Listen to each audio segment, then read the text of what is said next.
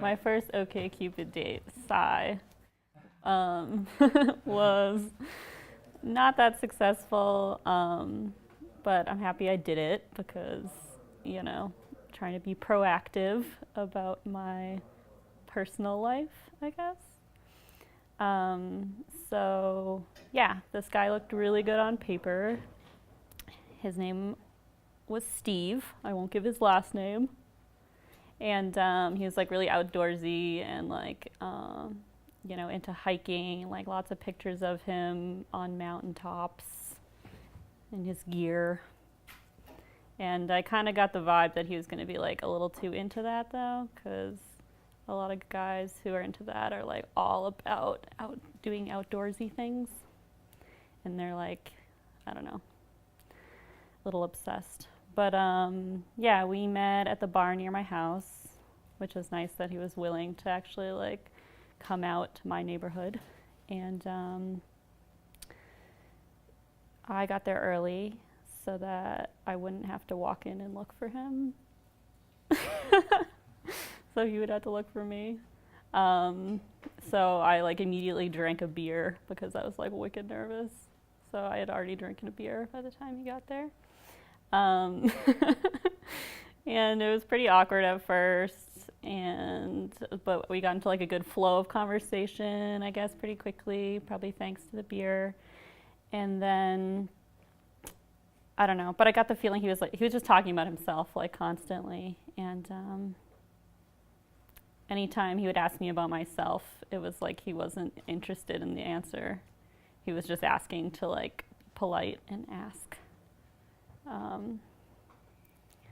And then he would, be excited to start talking again. So that was kind of lame. Anyway, it went all right. And so he asked me out again, and I said yes, only because I was like, again, trying to be, I don't know, out there, like dating. And he asked me if there was anywhere I wanted to go, and I said there was like a new tapas place in my neighborhood. And I had never been there, so I didn't know it was expensive, but apparently it was. And we got there, and it was like really nice, and the food was good and everything, but I could tell like from the beginning wasn't planning on paying, which was like a little weird because he was the one who asked me out and asked where I wanted to go. And he was like, being weird about like how much we were ordering, and like, I don't know, I could just tell he wasn't going to pay the way we were like talking about the menu. And I was just like, oh, what the hell? Like, I shouldn't have picked an expensive place, and like I didn't even want to go on this second date. I'm just like trying to be and I paid for like, the glass of wine that I bought, which was like $9 or something. So yeah, at the end, he ate way more food than me also, and we split it in half. So that was pretty awful. And after that, he still wanted to like go for a walk and hang out. And yeah, I was just not into it. I was like, it's cool. I'm just gonna go to bed actually. He's like, want to go out again? I'm like, maybe, I'll see ya. And that's the end of date number 2.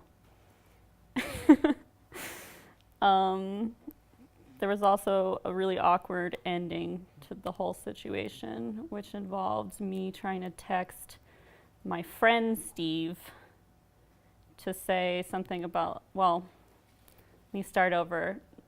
The guy I went on the date with texted me to hang out for a third time, and I didn't respond because I didn't really want to.